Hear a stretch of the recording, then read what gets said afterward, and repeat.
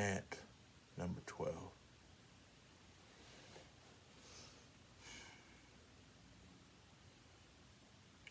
Erik Larsen had one job. He had one job. After going on a rant about people bootlegging comic books and talking about how much work creators do put into their projects, he had one job. One motherfucking job. Release Ant 12 and make sure that it upholds the standards that he himself have set with his own creations, such as Savage Dragon. Uphold the standards that he himself have set doing his run on books like Spider-Man. Give comic book bootleggers a reason not to bootleg Ant number 12. Show, don't tell. Erik Larsen had one job. After going on this rant, one job, which is to make Ant number 12 a success in the eyes of fans. One job, and he failed miserably at this one job. Ant was created by Mario Gully, who back in the early 2000s he was hailed to be the next big thing when it came to comic book artists. That never happened.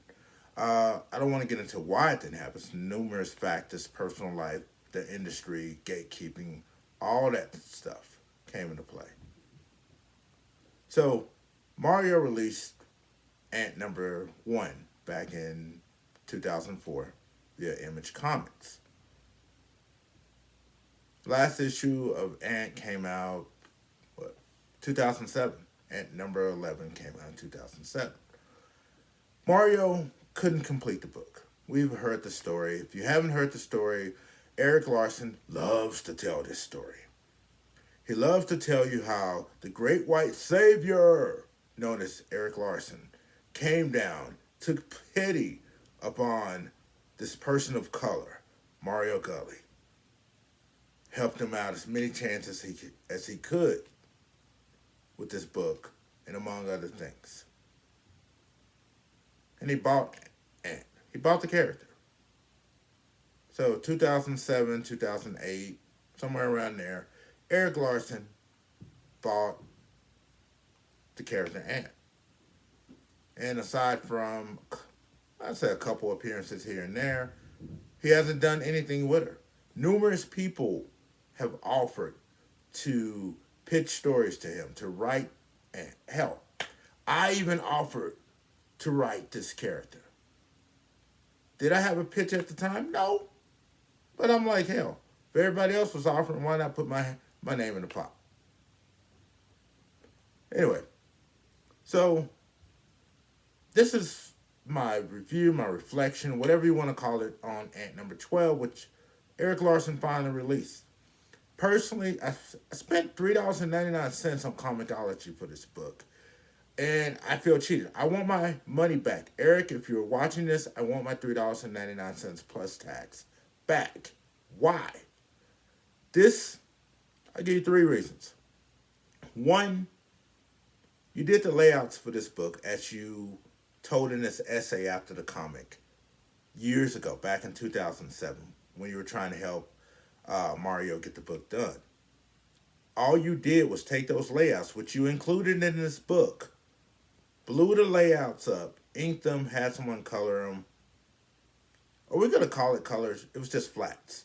You had someone do flats on the book, lettered it, boom, printed it, $3.99, here you go. This book was supposed to be, since, as you stated in your essay in the issue, you hate incomplete stories. But if you already had the layouts done back in 2007, 2008, why is it taking you 15 plus years to actually release the book? You chastise Mario in this very issue. You chastise the creator of this book in this essay that you wrote about how Mario couldn't complete the book. You helped him out, tried to help him out again. You ended up buying the character when you found out he wanted to sell it. But you didn't finish the book yourself.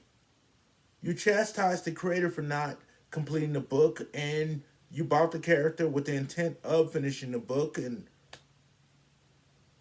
decades later you decide to release the book with the layouts that you did in 2007, 2008.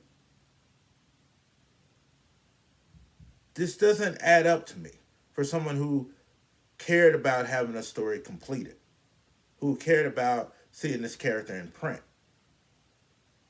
Why'd you sit on this book, bro? If the layouts for this very book that I have on my laptop right now were done in 2007, 2008, and all you did was blow them up and have someone color them, what was the holdup? Maybe I'm the only one confused here. When I look at this story, and here's the quick review, the rundown. Ant number 12, you have her in a sewer or something. She's fighting some military looking guys and some MODOK big head dudes. Public domain Daredevil pops up. He gets his butt kicked. She gets her butt kicked. She wakes up in a lab. Oh, there's my daddy. He takes a memory chip out of her head. You're fine now, daughter. Go on and live a good life. She's like, okay, daddy. She peaces out. She goes to see her mom. Next thing you know, she's in New York, has a new apartment, new roommate. One of them. That was it. That's it. Now we're supposed to wait for it. Now we're supposed to wait for Ant number 1, which, no telling, will it be another 10, 15 years before it's released? Don't know. Don't know. I just find this whole essay at the end of the book, the information he relayed in the issue, just kind of disrespectful to the original creator. You wouldn't do that to Jack Kirby. You wouldn't do that to Stan Lee. But Mario Gully, I get it. He's an industry punching bag. People love to discredit the man for his work and call him this and that, which maybe he's earned some of it. Hell, I've earned some of it. Things that people say about me. But the bottom line is, here you are with this man's property. And you felt the need to just trash him and his work ethic in this book that you yourself sat on for over a decade. That's the part that doesn't sit right with me. And I respect Erik Larsen as a creator. The Savage Dragon universe is one of the most diverse comic book universes within the independent scene. He created a large cast of characters. Now, in recent years, has it gotten a little weird with the brother and stepsister having... Yes, it's gotten very weird. But my point is, this should have been, and this is just my opinion, you may disagree. You may disagree with everything I'm saying. My only point is, if you're going to release a book, respect the original creator. That's all. That's all I'm saying. That's all I'm saying.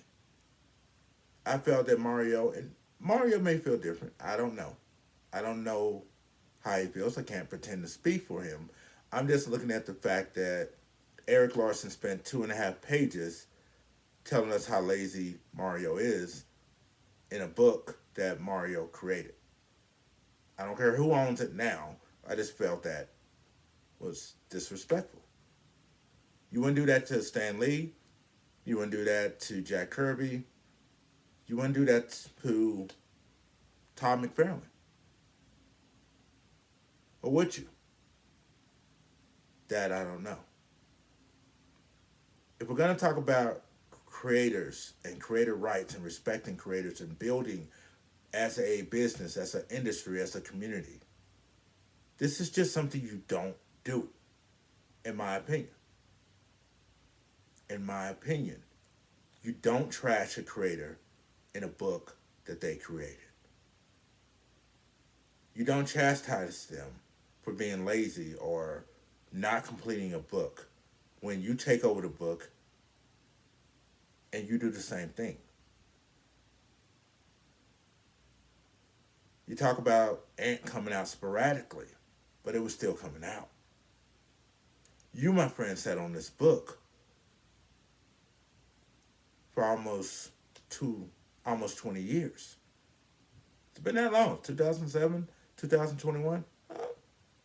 Not that far off. Could the book been in better hands if it stayed with Mario? I don't know. I can't say. All I do know is nothing in this book in issue 12, from a fan perspective, will make a reader want to go read Ant #1 whenever that's relaunched.